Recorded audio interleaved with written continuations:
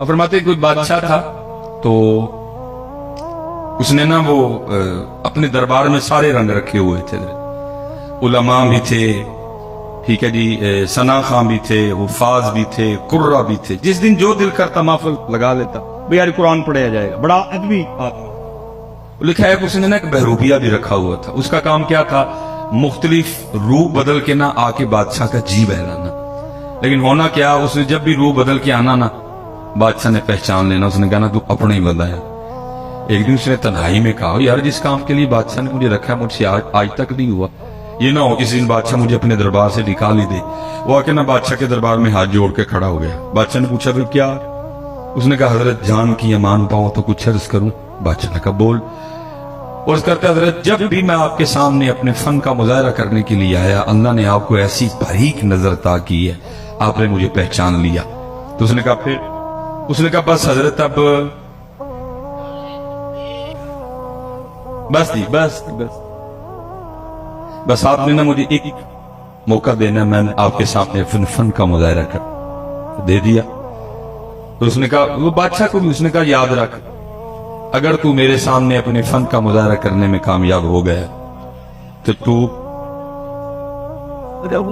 وہ لکھا جی، وہ بادشاہ نے پھر غصے میں آ کے کہا یاد رکھ، اگر تو میرے سامنے فن کا مظاہرہ کرنے میں کامیاب ہو گیا کہ میں تجھے پہچان جو مانگے گا دے دوں گا، جا بادشاہی بھی دے دوں گا۔ وہ گیا حضرت، اس نے جا کے وہ پگ لی، وہ کچھ داڑھی میں کچھ چہرے میں اس نے کچھ تبدیلیاں کی، کچھ اپنا حلیہ بدلا، اور جو شہر میں آنے کا واحد ایک راستہ تھا نا اس پہ بیٹھ گیا اور آنکھیں بند کر لی اور کہنا شروع کر دیا اللہ، کہنا شروع کر دیا اللہ۔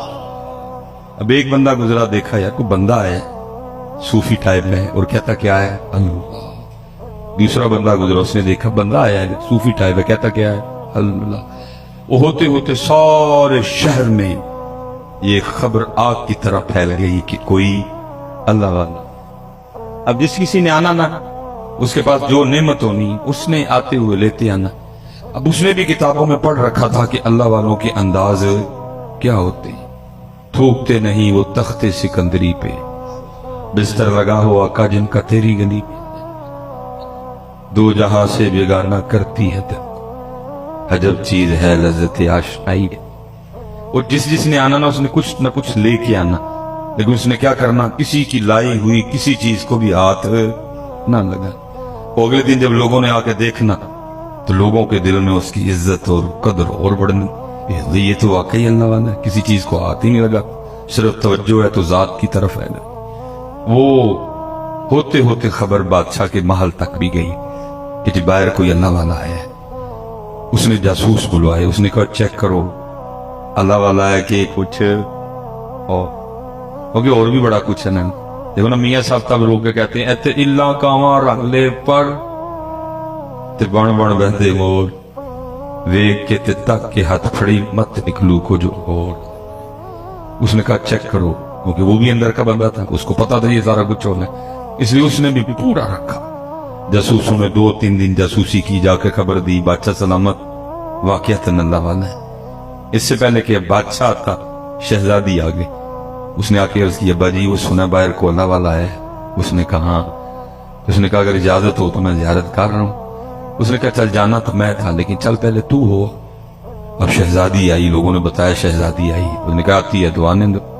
اسی انداز سے بیٹھا، شہزادی بیٹھی رہی، دعا کے لیے کہا اس دعا کر دی۔ جاتے شہزادی نے کچھ ہیرے جواہرات پیش کی، اس نے کہا اٹھا، میں چھوڑ کے بیٹھا ہوں، تو پھر ان جھمیلوں میں ڈال رہی ہے، مجھے ان چیزوں کی ضرورت، لے جا تجھے اس کی بھوک ہوگی۔